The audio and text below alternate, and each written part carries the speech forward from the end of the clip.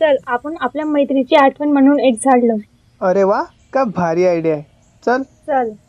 जाताना पाण्याची बॉटल पण घेऊन घेऊ. हो मग.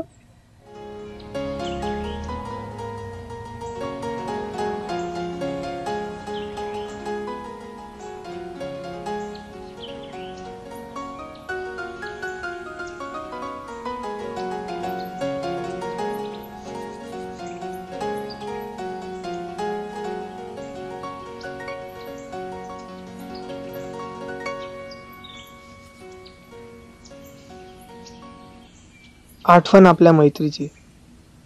बनवूया एक वृक्ष लावणे. जर आला कधी योग येथे परत येण्याचा, तर हेच वृक्ष बनेल आठवण आपल्या मैत्रीची. वाव.